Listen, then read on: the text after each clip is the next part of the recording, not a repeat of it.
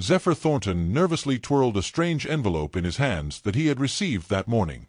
There was no return address, only his name written in old-fashioned calligraphy. Inside was a sheet of paper with an address and a mysterious note. "Here you will find the answer." Normally, he would have dismissed such a message as a bad joke or a promotional stunt. But something about this letter, perhaps the smell of old paper or the ink that seemed too real for modern printing, made him uneasy. And now here he was, standing in front of the old house whose address was written in the letter. Dust swirled in the rays of the setting sun that streamed through the dirty windows of the old house. Zephyr Thornton, accustomed to the sterile cleanliness of his penthouse, grimaced as he ran his finger over a shelf covered in a thick layer of dust. He couldn't understand why he had agreed to come to this godforsaken part of the city, to a house that seemed about to crumble with the slightest gust of wind. "Mr. Thornton, are you sure you want to inspect the house on your own?" Azalea Fenn's voice, his loyal assistant, reached him from the foyer. "Yes, Azalea, give me a few minutes," Zephyr replied, moving further into the room. His gaze slid over the peeling walls, crooked bookshelves, and old furniture covered in layers of dust. Zephyr couldn't shake the strange feeling that he had been here before. But that was impossible. He, Zephyr Thornton, heir to a multimillion-dollar empire, would never have ended up in a place like this. Suddenly, his attention was drawn to a small photograph in a cracked frame sitting on a sagging dresser. Zephyr reached out and picked it up, brushing dust off with the sleeve of his expensive jacket. The world around him froze. The photograph showed a boy of about 6 or 7 with tousled blonde hair and a mischievous smile. He wore a simple T-shirt with a superhero design and worn jeans. But it wasn't just that made Zephyr's heart skip a beat. It was him, Zephyr Thornton, as a child. His fingers clenched the frame so tightly that his knuckles turned white. How was this possible? Why was there a photo of little Zephyr in this abandoned house? Suddenly, a sharp pain pierced his head, causing him to double over. The photograph fell from his hands, but Zephyr barely noticed. Images flashed before his eyes, bright, vivid, like scenes from a movie. A small boy runs across a green meadow, laughing and waving a homemade kite. The same boy, a little older, sits on the porch of an old house, eating ice cream and dangling his legs. A teenager with familiar features stands at the school board, proudly showing off a solved problem. Zephyr gasped, trying to process the flood of images. These were memories, his memories, but they did not fit with the life he remembered. Where was the luxurious mansion? Where were the private tutors and expensive toys? "Mr. Thornton." "Zephyr, what's wrong with you?" Azalea's voice broke through the fog in his mind. Zephyr slowly straightened up, feeling his knees tremble. He picked up the photograph from the floor, staring at the boy's face, which now seemed both familiar and foreign. "Azalea," his voice was hoarse, "I need you to find out everything you can about this house and its owner, and cancel all my meetings for the next week." "But, sir, you have important negotiations with—" "Cancel them," Zephyr repeated firmly. "I need to sort something out, personally."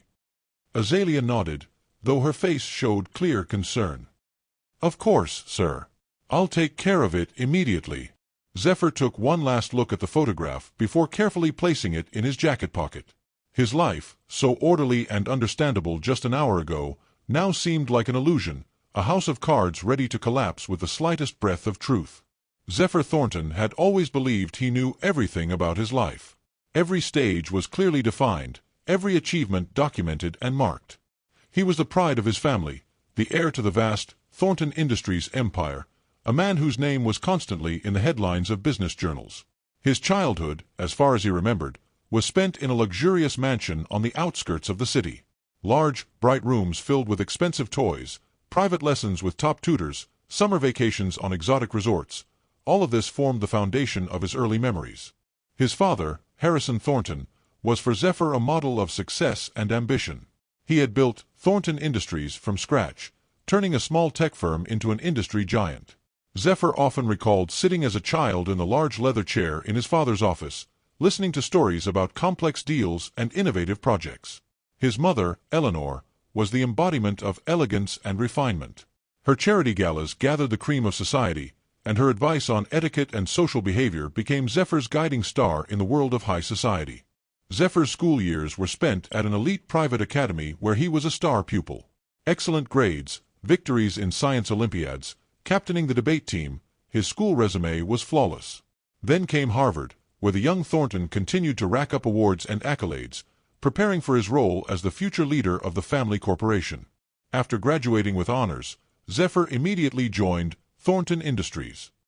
He started in lower positions, as his father insisted, to understand all aspects of the business. But his rise through the corporate ranks was swift. Colleagues and partners noted his sharp mind, innovative thinking, and, importantly, his ethical approach to business. Zephyr always took pride in the fact that despite his enormous opportunities and influence, he never crossed the line of law and morality. "Success isn't worth selling your soul," he liked to repeat, recalling his father's teachings. When Harrison Thornton announced his decision to retire 5 years ago, no one doubted who would succeed him. At 40 years old, Zephyr, already a recognized leader in the business community, took over the corporation with the confidence of someone who had been preparing for this moment all his life. Under his leadership, Thornton Industries not only maintained its leading position but also entered new markets. Zephyr invested in eco-friendly technologies and socially responsible projects. He believed that business could and should be a force for good in the world. His innovative approaches and ethical business practices did not go unnoticed. Forbes magazine named him Businessman of the Year, and a prominent environmental fund awarded him for his contributions to the development of green technologies. Zephyr Thornton became the face of a new generation of business leaders for whom profit was not the only measure of success. But now, standing in the dusty room of the old house, with a photograph in his pocket and his head throbbing with conflicting memories, Zephyr felt his carefully constructed life beginning to unravel. He slowly walked out of the house, squinting against the bright sunlight. Azalea was waiting for him by the car, her face showing concern. "Sir, are you feeling all right? You look very pale." Zephyr shook his head, unable to explain the storm of emotions raging inside him. "I'm fine, Azalea. Let's go back to the office. We have a lot of work." Sitting in the back seat of his luxurious car, Zephyr watched the city speeding by outside the window but saw entirely different scenes. Green meadows, the old house with peeling paint, smiling faces of people he couldn't remember but who seemed so familiar. Who is he really? Zephyr Thornton, heir to a multimillion-dollar fortune, or someone else? And if his life is a lie, who is behind this deception? One thing Zephyr knew for sure: he would not stop until he uncovered the truth, even if that truth destroyed everything he believed was his life. Lost in his thoughts, he didn't notice Azalea's worried gaze in the rear-view mirror. She had worked for Zephyr for many years and had never seen him so bewildered. Something had happened in that old house, something that could change everything. Azalea gripped the steering wheel a little tighter. She was not just an assistant, she was a friend. And she was determined to help Zephyr, no matter the cost. The car drove into the underground parking of the Thornton Industries headquarters, a glass-and-steel skyscraper, a symbol of power and success. But today, Zephyr looked at it with different eyes. Was this success truly his? Or was it also part of some grand illusion? "Mr. Thornton, you have a board meeting in an hour," Azalea reminded him as they entered the elevator. Zephyr nodded, trying to focus on the present moment. Regardless of what was happening, he still had a company to manage, people who depended on his decisions. "Thank you, Azalea. And thank you for your support." She smiled, and in that smile was understanding and concern. "Always, sir. I'm here to help."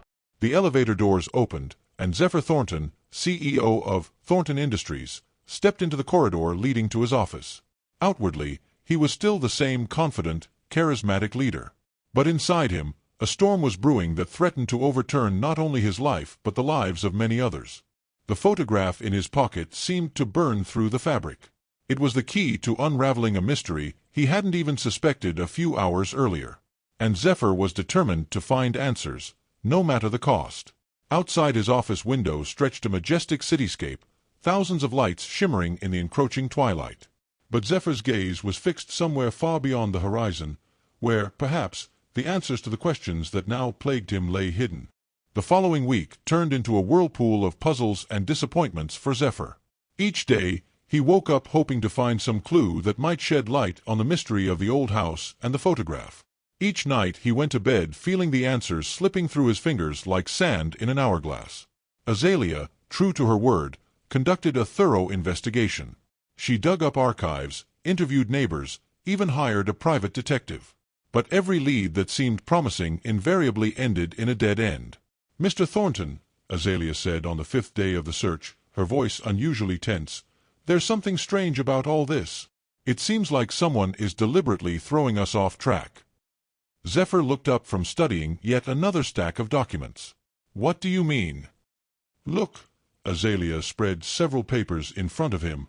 "Here are the ownership documents for the house. They are dated 1985. The owner is a certain Ebenezer Quill. But when we tried to find information about this person, it turned out that he died in 1980. Zephyr frowned. "Maybe there's an error in the dates." "I thought so at first. But then we found this." She handed him an old newspaper clipping. On the yellowed paper was a photograph of the very house, with a caption, "Historic building demolished in 1990 to make way for a new shopping center." "But the house is still standing," Zephyr muttered, feeling a chill run down his spine. "Exactly," Azalea nodded. "And that's not the only oddity. Every time we seem to find something significant, the information turns out to be contradictory or simply disappears." Zephyr stood and walked to the window. His reflection in the glass looked pale and exhausted. "Someone really doesn't want us to find out the truth," he said quietly. "But who? And why?" asked Azalea. Zephyr shook his head. "I don't." The next 2 days brought even more questions and no answers. The private detective hired by Azalea suddenly withdrew from the case, claiming he had received a warning from unknown parties. Neighbors, who had previously been eager to share their memories of the old house, now refused to speak, with some even claiming they had never seen the building. By the end of the week, Zephyr felt more lost and exhausted than ever. He sat in his home office, staring at the photograph of a small boy, himself, when suddenly it hit him. "Parents," he whispered. "I need to talk to my parents."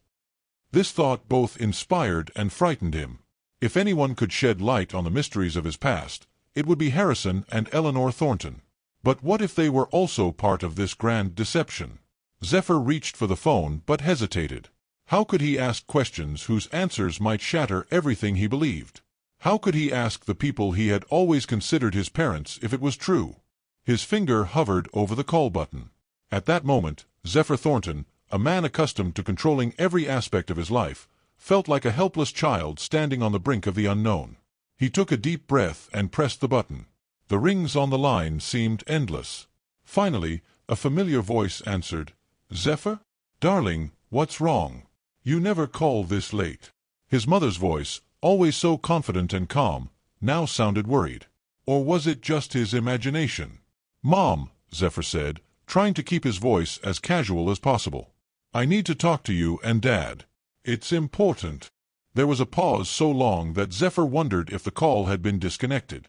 But then Eleanor responded, and there were notes in her voice that he had never heard before. Fear. Resignation. "All right, dear. We'll be expecting you for dinner tomorrow." And, "Zephyr." "Yes, Mom. No matter what happens, remember that we love you." The call ended, leaving Zephyr in the deafening silence of his office. Those last words from his mother echoed in his head, intensifying his feelings of anxiety and uncertainty. He looked again at the photograph of the boy. Now it seemed that the child in the picture was looking at him reproachfully, as if asking, "Why have you ignored me for so long?" The next evening promised to be a turning point in his life. Zephyr felt it in every cell of his body. What truth would he discover?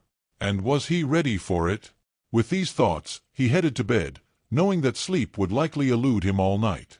The following evening arrived too quickly and yet not soon enough. Zephyr stood before the massive oak door of his parents' mansion, feeling his heart pounding in his throat. He took a deep breath and pressed the doorbell. Eleanor Thornton, his mother, answered the door. Her flawless smile couldn't hide the tension in her eyes. "Zephyr, dear, come in," she said, hugging him. The embrace felt unnatural, as if she were hugging a stranger. The dinner unfolded in a strange atmosphere. Harrison Thornton, usually talkative and charismatic, was unusually silent. Eleanor, on the other hand, spoke non-stop, jumping from topic to topic, avoiding any pauses in conversation. Zephyr watched them, feeling the knot of anxiety in his stomach tighten. Something was very wrong. "Mom, Dad," he finally said, interrupting Eleanor's latest monologue about the weather. "I wanted to ask you something." At that moment, an elderly woman entered the dining room, carrying a tray with dessert. Zephyr recognized her. It was Martha, the maid who had worked in the house as long as he could remember. Martha set the tray on the table and, as she passed Zephyr, discreetly slipped a folded note into his hand. Their eyes met for a moment, and Zephyr saw something like regret. The rest of the dinner passed in a haze. Zephyr could barely focus on the conversation, his mind occupied with a note that seemed to burn a hole in his pocket. After saying goodbye to his parents, he hurried to his car. Once inside, he unfolded the note. It had an address and time for a cafe: tomorrow, 10 o'clock. The next morning, Zephyr sat in the designated cafe, nervously fiddling with a cup of cold coffee. Exactly at 10 o'clock, the door opened, and Martha walked in. "Mr. Zephyr," she said, sitting down across from him, "I've been thinking for a long time whether I should intervene. But you deserve to know the truth." The next hour turned Zephyr's world upside down. Martha told him a story that seemed incredible but explained so much. "This happened 33 years ago," Martha began. "Your mother was pregnant. She went to the hospital to give birth, but didn't come back. Not after a day, not after a week." Mr. Harrison was beside himself with worry, but strangely, he didn't call the police, didn't organize a search. He just waited. Zephyr listened, breathless. "And then, almost 12 years later, she came back. And she brought you, Zephyr, a little boy who was introduced to us as the son of Mr. and Mrs. Thornton. But you didn't look anything like them." "What do you mean?" Zephyr asked hoarsely. "Your facial features, eye color, none of it resembled Mr. Harrison or Mrs. Eleanor. But no one dared to discuss it. The day after your arrival, the entire staff, except for me, was fired and replaced with new people." Martha fell silent, looking at Zephyr with compassion. "But the strangest thing, Mr. Zephyr, is that your father—" He didn't seem surprised at all by Mrs. Eleanor's return. He accepted both of you as if he had been expecting it all these years. Zephyr sat, stunned by this information. His world, already shaken over the past few days, was now falling apart completely. "But who am I then?" he whispered, more to himself than to Martha. "And where have I been all these years?" Martha shook her head. "I don't know that, Mr. Zephyr. But I think the answers to those questions might be connected to that old house you visited recently. The house where you found your childhood photograph." Zephyr looked up sharply. "How do you know about the house and the photograph?" Martha gave a sad smile. "There are still many secrets in this story, Mr. Zephyr, and I think it's time for you to start uncovering them." Martha glanced around as if checking if anyone was eavesdropping on their conversation and leaned in closer. "On the night of your return, I accidentally overheard a strange conversation between your parents." "What conversation?" Zephyr frowned, his interest immediately piqued. "They were talking about some large sum of money," Martha continued in a lowered voice. "Your father mentioned that everything was paid for, and that the deal was done. But the strangest thing was how your mother reacted." "What do you mean?" Zephyr asked, leaning forward. "She seemed frightened," Martha replied. "She asked your father, 'Are you sure it's safe? Won't they come after him?' And your father responded something like, 'We've paid enough to ensure his safety forever.'" Zephyr felt a chill run down his spine. "Come after whom? Me?" Martha nodded. "I think so. But who they are and what they were protecting you from, I don't know." "And what about the purchase? Did you hear what exactly they bought?" "No, Mr. Zephyr. They didn't mention specifically what was bought. But judging by the amount discussed, it was something very valuable or very dangerous." Zephyr leaned back in his chair, trying to process what he had heard. His rational mind was struggling to find a logical explanation, but each new detail only deepened the mystery. "Martha," he finally said, "you said that the answers might be connected to that old house.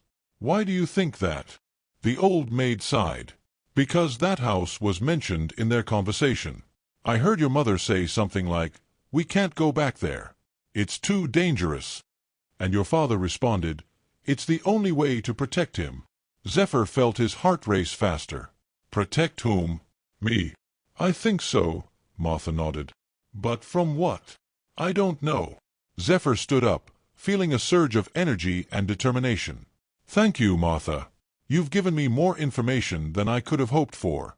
Now I know where to start." Martha also stood up. "Be careful, Mr. Zephyr. I don't know what you're getting into, but I have a feeling it might be dangerous."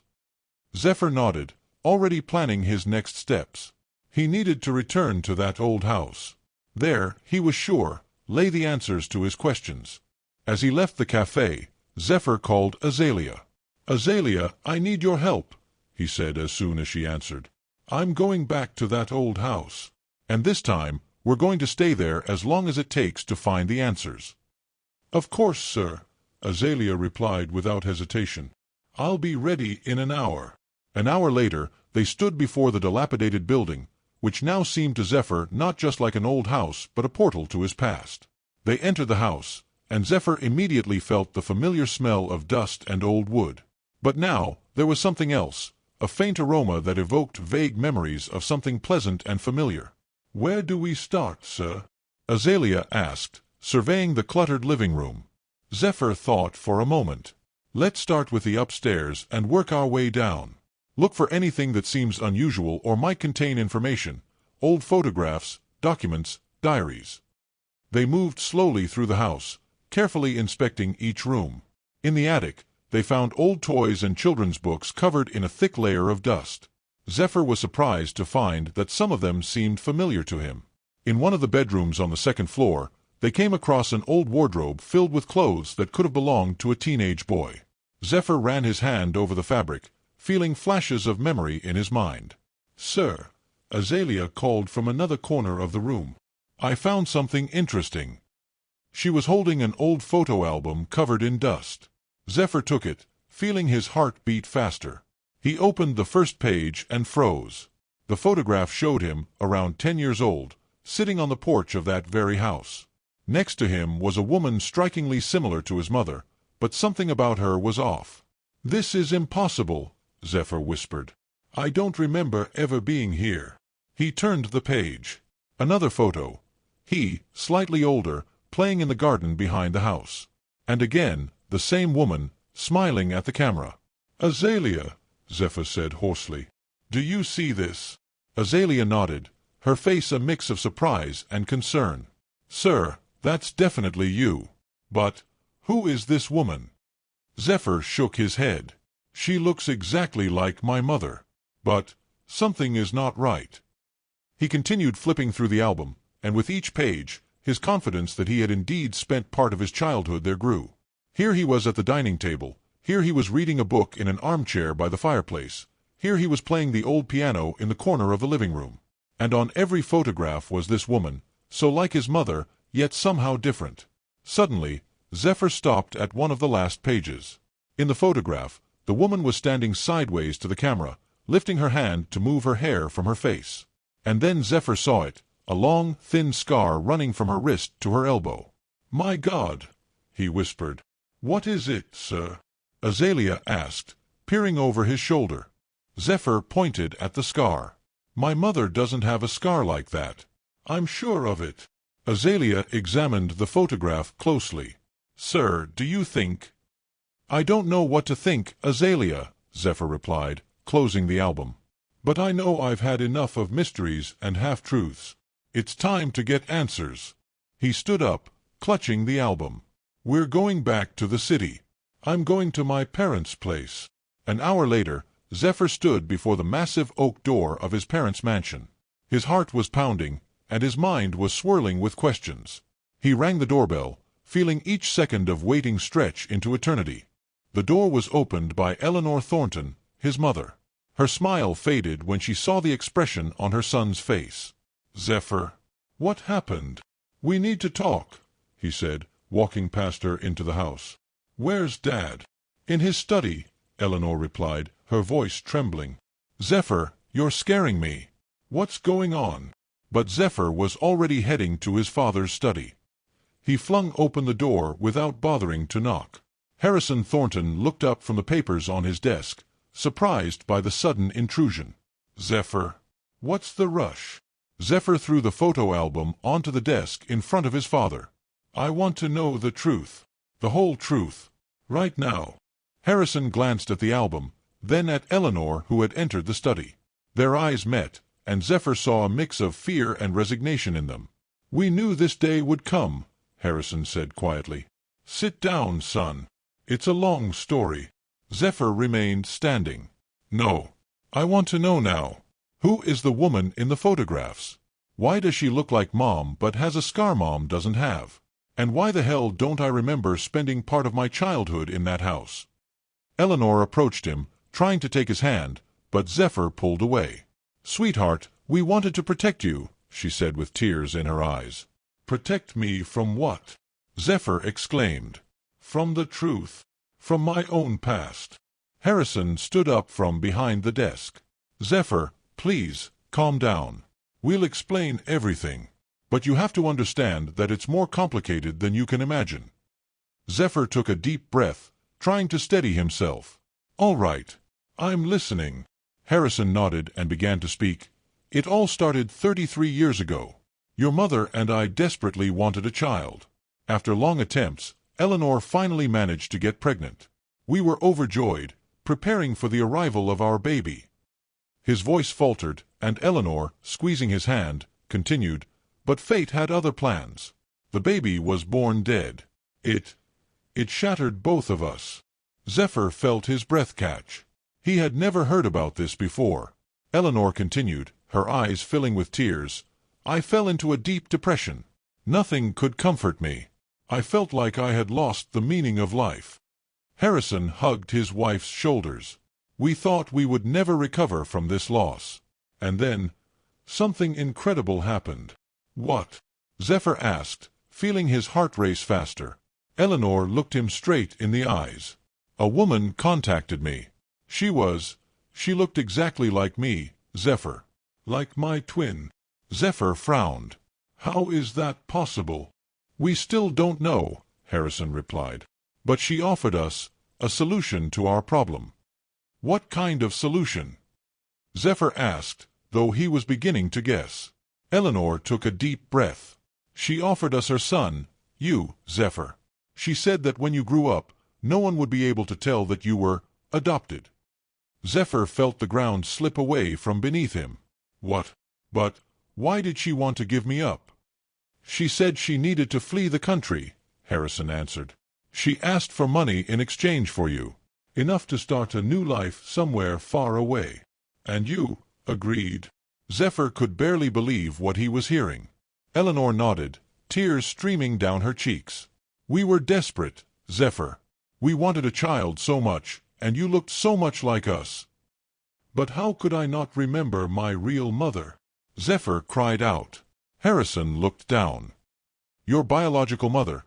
She had you hypnotized before handing you over to us. The hypnotist implanted the suggestion that you had another mother and family." Zephyr felt a surge of anger and pain.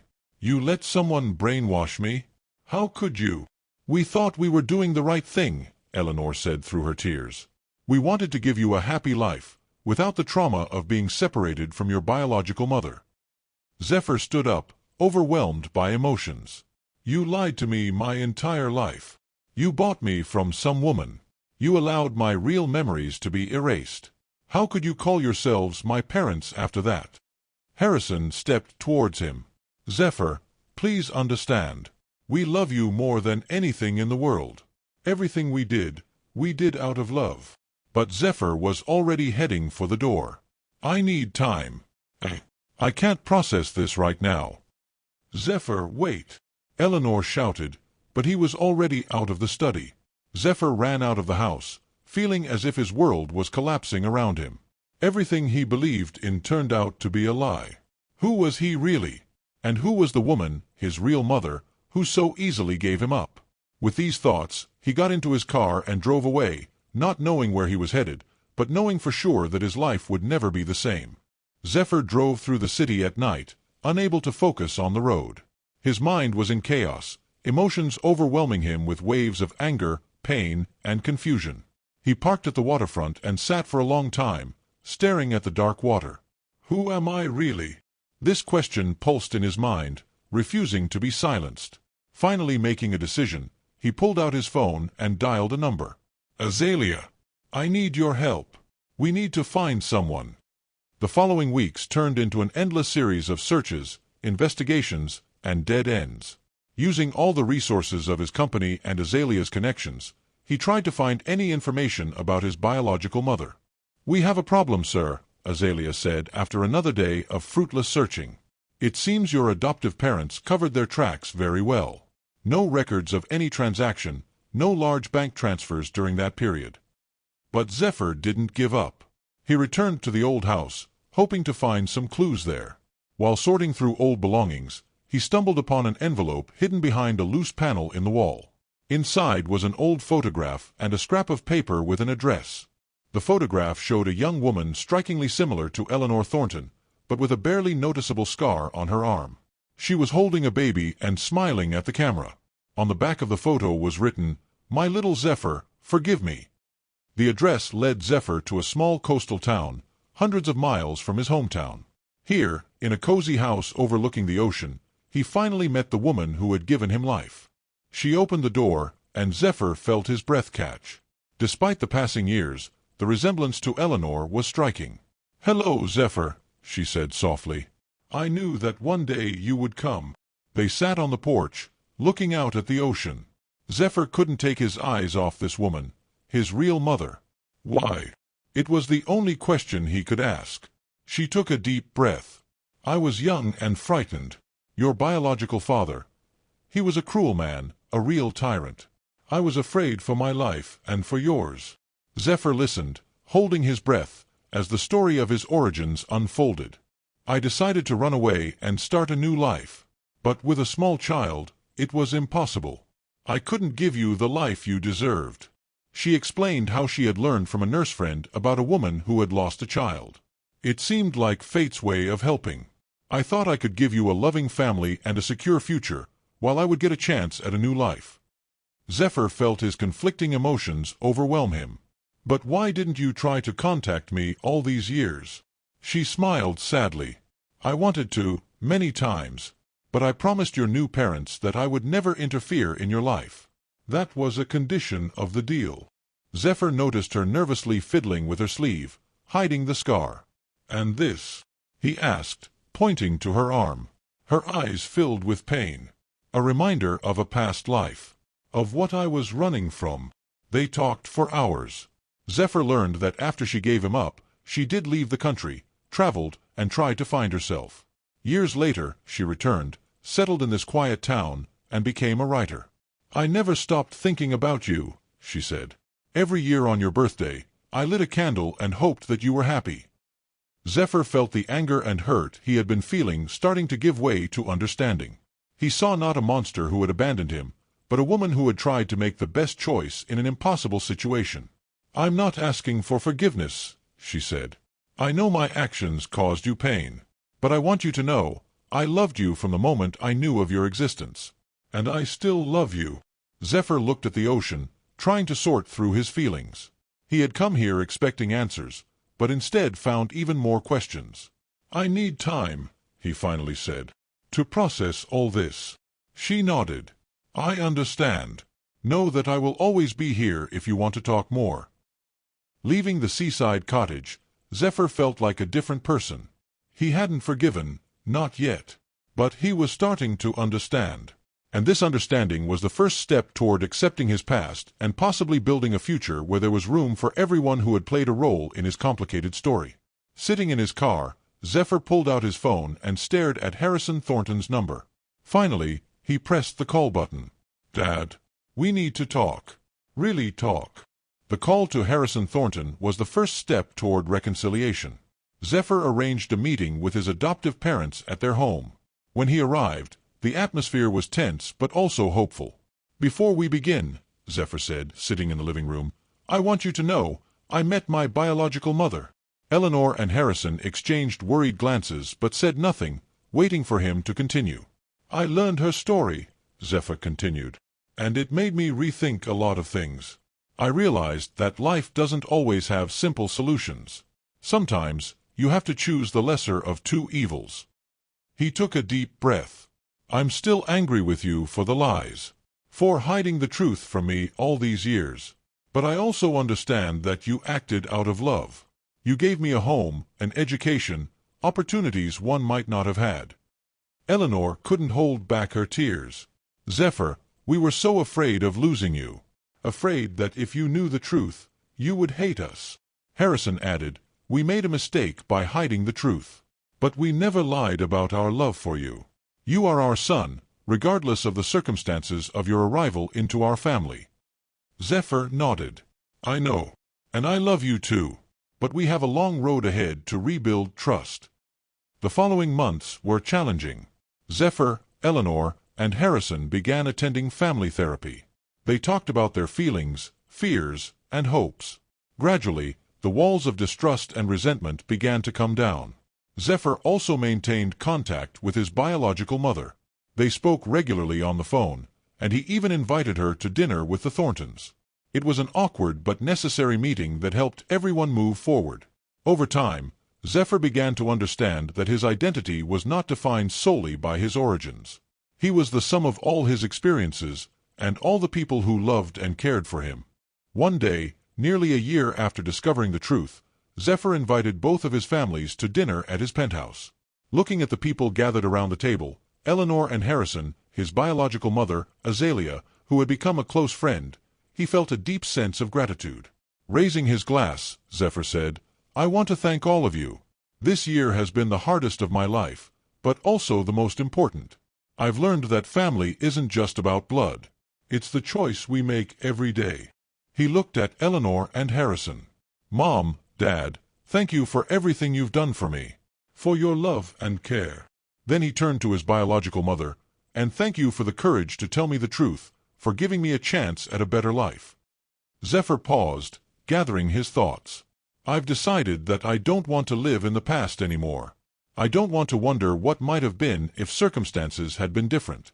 I'm grateful for what I have now, for all of you, for the opportunities one have." Eleanor wiped away tears, and Harrison held her hand tightly. Zephyr's biological mother looked at him with pride and a touch of sadness. "From now on, I want to focus on the present and the future," Zephyr continued. "I want to use my resources and influence to help others. Maybe start a foundation to support children from troubled backgrounds or women in difficult situations." Everyone at the table nodded in approval. Azalea was already pulling out her tablet, ready to jot down ideas. "My story has taught me that life is rarely black and white," Zephyr concluded. "It has many shades of gray. And our task is to find light even in the darkest moments. I'm grateful for my journey, with all its ups and downs, because it led me here, to this moment, to all of you." As everyone raised their glasses, Zephyr felt the weight of the past finally lift from him. He was ready for a new chapter in his life, a chapter he would write himself, supported by the people he loved. That night, standing by the window of his penthouse and looking out at the city lights, Zephyr felt a sense of peace. The photograph of the little boy that had started this journey of self-discovery now sat on his desk, not as a reminder of a lost past, but as a symbol of overcoming and growth. Zephyr smiled at his reflection in the glass. The future ahead was full of possibilities, and he was ready to meet it with an open heart.